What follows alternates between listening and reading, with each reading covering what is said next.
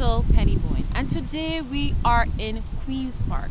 Now, this park is celebrating 112 years, and over the years, it has been the location and the venue for many political, cultural events, and sporting events. It has also featured a number of exhibitions from some of our very most acclaimed and distinguished artists. And I'm fortunate today to have one of those artists here, and her name is Oneka Small. Ms. Small, thank you so much for being here. Thank you for inviting me. Now, we are here to talk about the countdown to the Republic. Now, November 30th is supposed to be the date for us to transition to this Republic.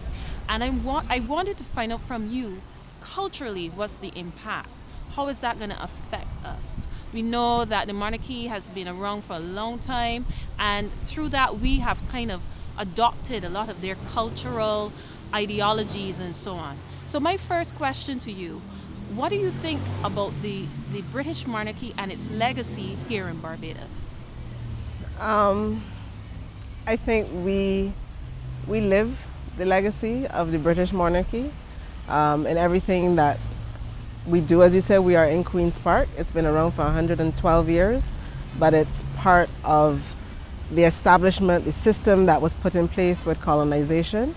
And for us at this point in time, I think it is more how do we go forward from the point at which we are now to become greater examples of ourselves and not just replicas of a colonial past.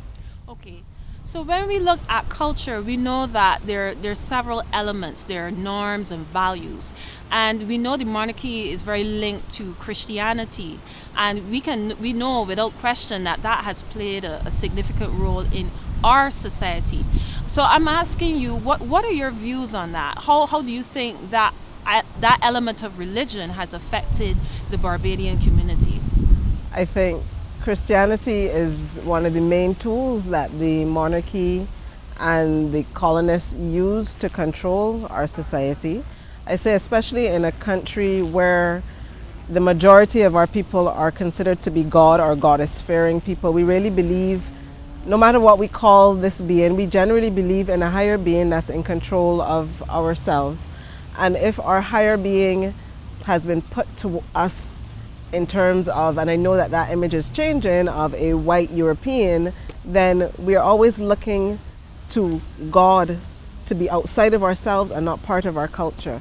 So they know that by placing or by putting a Christ image that reaffirms them as being the heads or the top or the pinnacle, that it makes their lives easier to control us. All right. So we also know about our educational system. Our education system is one of the best in the region. We have a lot of scholars, Barbadian scholars, and so on. And we know the connection that that has to our colonial past. How do you think that affects us today when we think about that and we look towards becoming a republic, our educational system and its legacy? I would refute the idea that we have one of the best educational systems in the world. We have a lot of academics that have come out, and again, our educational system is based on their policies of segregation. We have an educational system that segregates people from the age of 11 and categorizes them and creates broken citizens. And then when we realize that we have a broken society with crime and all kinds of other issues, we're wondering why. And it starts when you diminish a person's ability to believe in themselves, and it starts with our educational system. We don't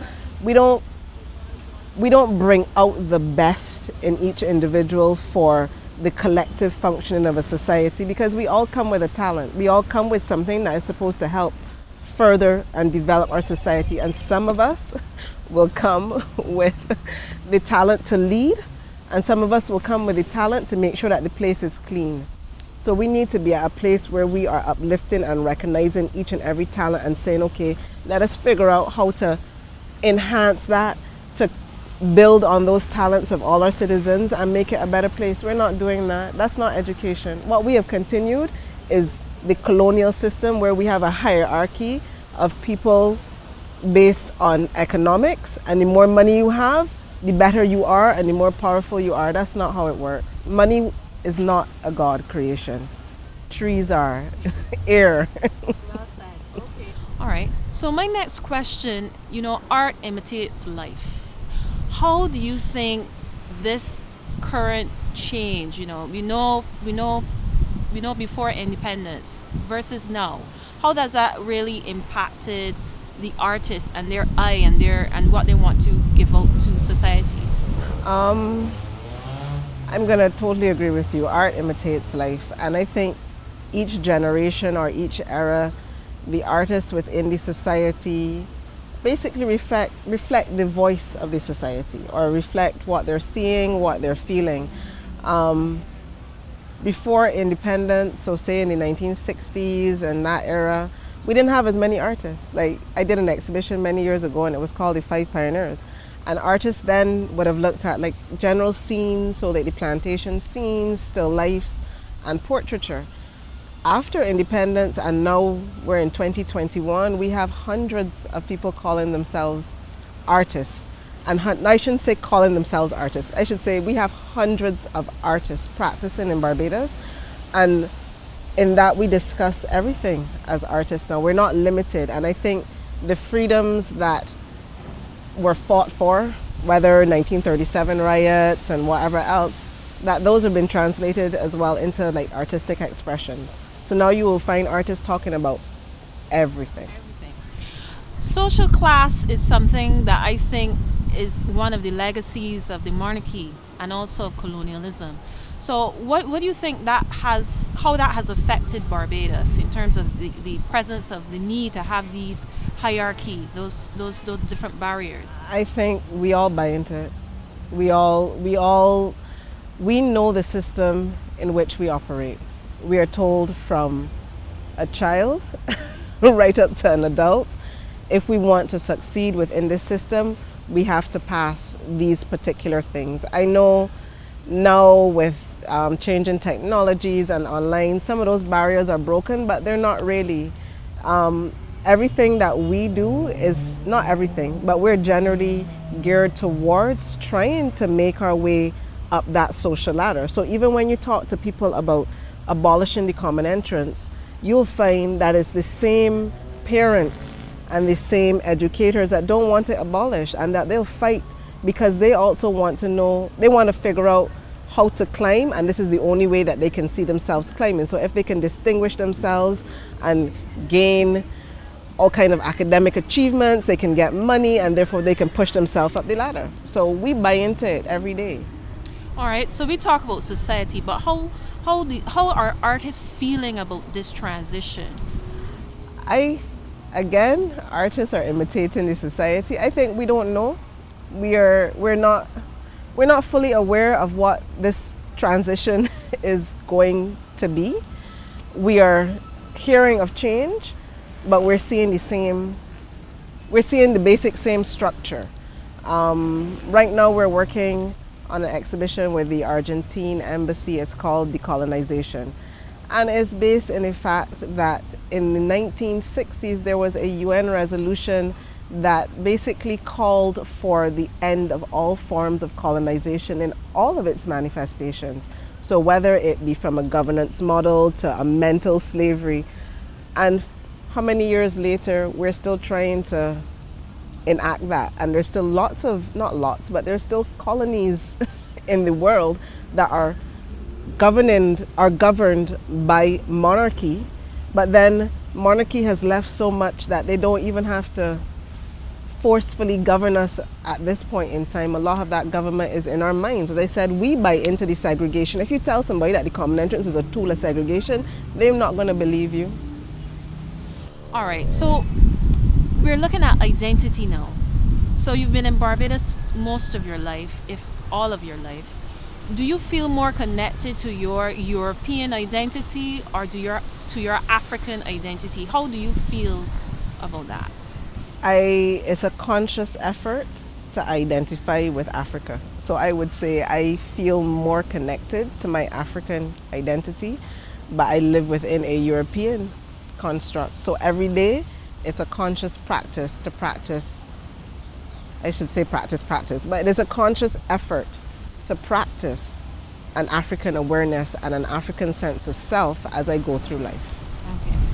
So, looking at this idea of becoming a republic, what are you looking forward to seeing change, or what changes you would like to see within the Barbadian society? I wanted to say that's one of your wow questions. I I think at this point there are a couple of things that we still need to achieve for our people.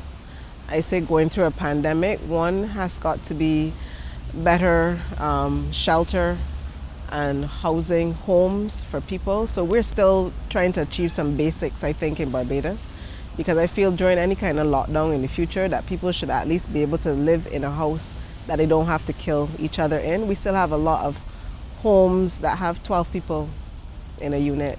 You know what I mean? Like there's still levels of poverty on that side. I mean, if we choose, however we want to live, how we choose to live, that's up to us. But I think basic things need to be there. I think I would like to see a Barbados that elevates all its citizens and doesn't destroy children and confidence at a young age. So I would love to see that we get rid of a segregated educational system and that we look to build, I've always talked about it, schools of passion.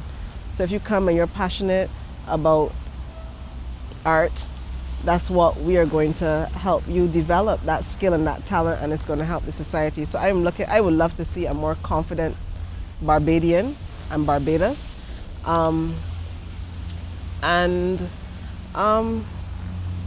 I would love to see a governance model that takes all of that into consideration. So I believe it's to be a really strong legacy that Prime Minister Motley has moved forward with the Republic and with removing the Queen as head of state of our country. And it takes us further in terms of that whole decolonization process. But what is a republic? Like if I'm watching it and what I've watched over the last couple of days, we still have a very polarized system of government, which they always say is like a bipartisan system of government, and that you only really survive or you only are allowed a food if you support a particular party. You know, like when we see Dame Sandra Mason now is the president of the Republic and she is voted in by a ballot in the lower house or whatever you want to call it, you know, like how are we going to elect a president in the future? Is that the means at which we're going to elect a president in the future? And if that's the means of electing the president in the future, how have we really changed? Because it was always the party in power that nominated the head of state. So I think a lot of the times I feel we need more clarity. And then one of the things coming out of this exhibition and talking with Angel at the Argentine embassy is that sometimes you have to grow into your name, so that you're born a baby, you're given a name, and eventually you grow into this name. Like Shaka is a name, and you know, you grow into being in your kingly character.